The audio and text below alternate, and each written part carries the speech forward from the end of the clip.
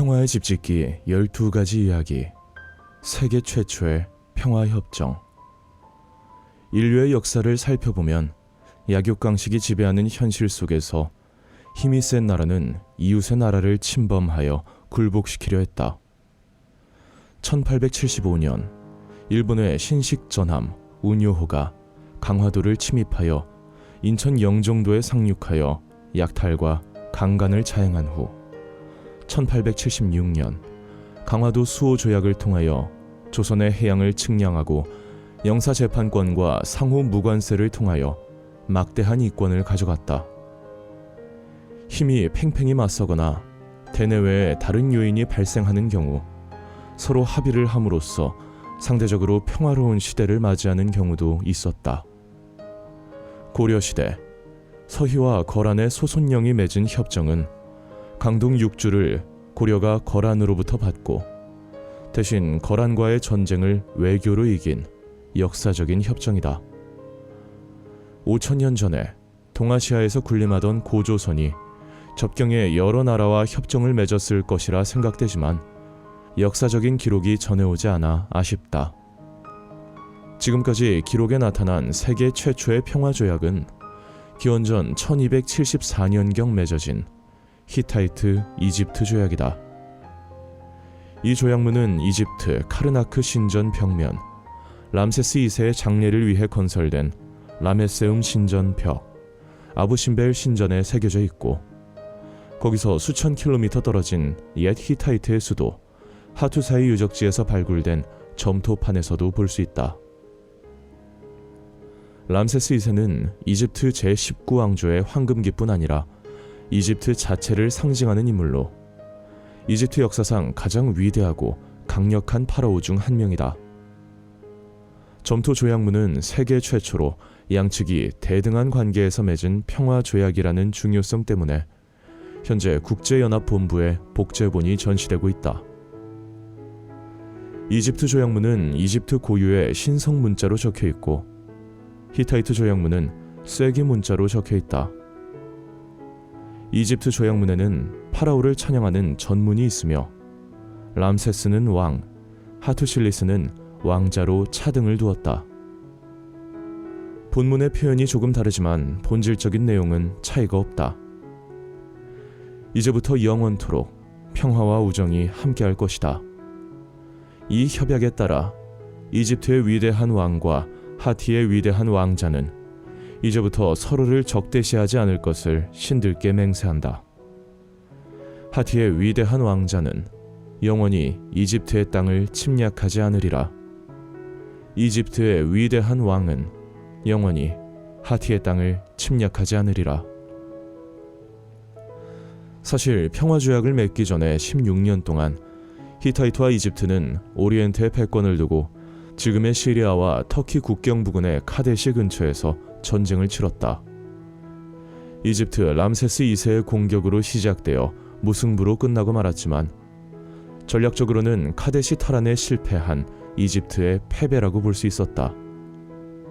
2년 후 숙부의 쿠데타로 이집트로 망명을 해온 히타이트 무르실리스 3세를 앞세워 이집트가 전쟁을 일으키자 히타이트 왕국은 신흥 강대국으로 부상한 아시리아의 위협도 있어서 이집트와의 평화조약 체결을 제안하였다. 아시리아의 공격으로 인해 히타이트가 붕괴되면 이집트도 위험하게 되므로 그 제안을 기꺼이 수용하였다.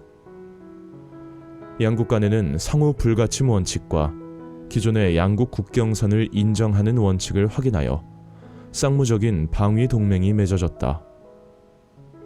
만약 어떤 적이 이집트의 위대한 왕 라메스 메리아멘의 땅을 침범한다면 그의 요청에 부응하여 하티의 위대한 왕자는 그 적을 공격할 것이다. 만약 어떤 적이 하티의 위대한 왕자의 땅을 침범한다면 이집트의 위대한 왕 라메스 메리아멘은 그 적을 공격할 것이다.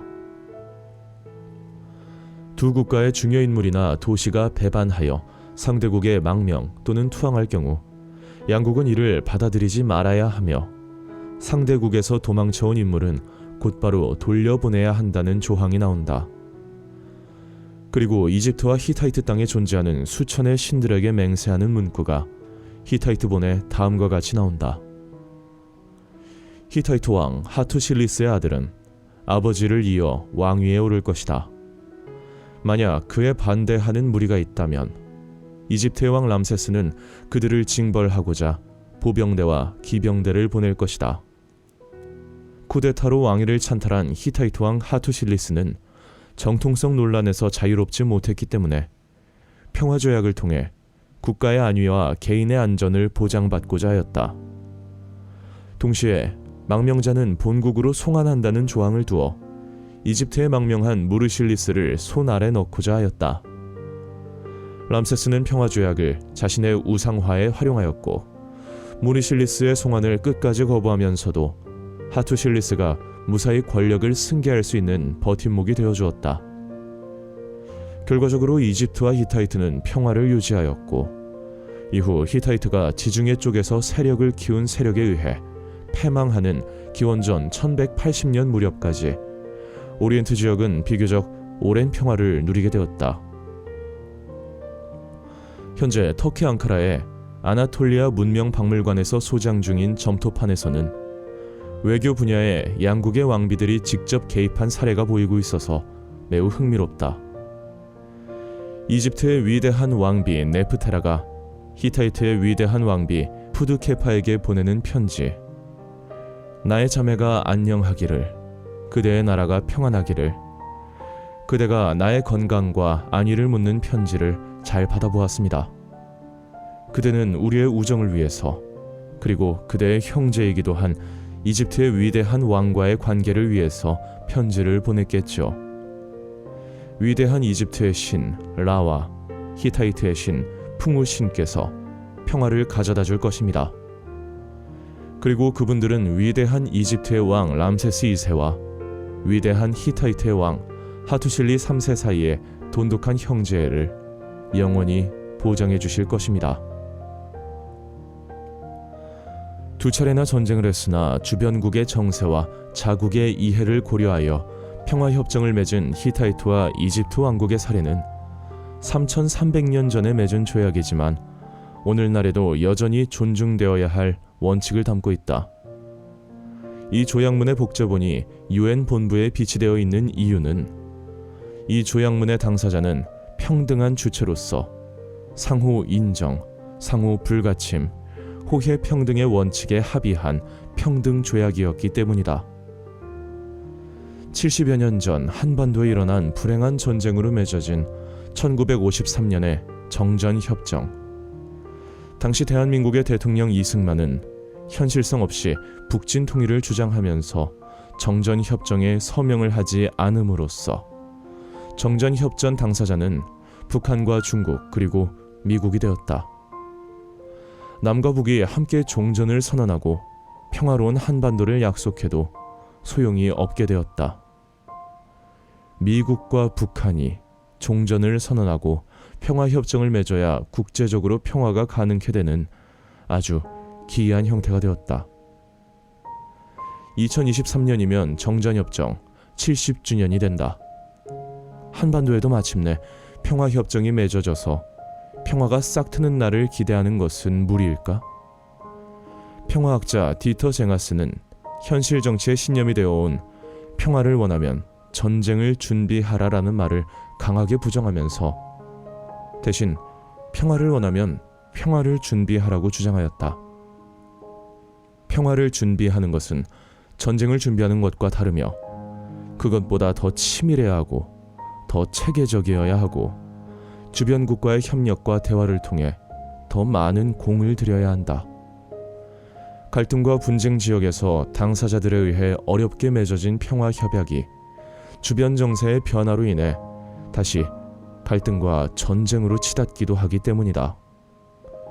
한반도에 사는 우리가 주체가 되어 동북아시아 지역에서 평화를 꽃피우기 위해 함께 노력을 하며 지혜를 모은다면 3300년 전에 오리엔트 지역에서 평화 협약을 맺음으로써 평화가 왔듯이 한반도와 동북아시아에 사는 우리 모두에게도 평화가 오지 않을까? 이번 시간에는 3300년 전 세계 최초의 평화협정에 대하여 들려드렸습니다.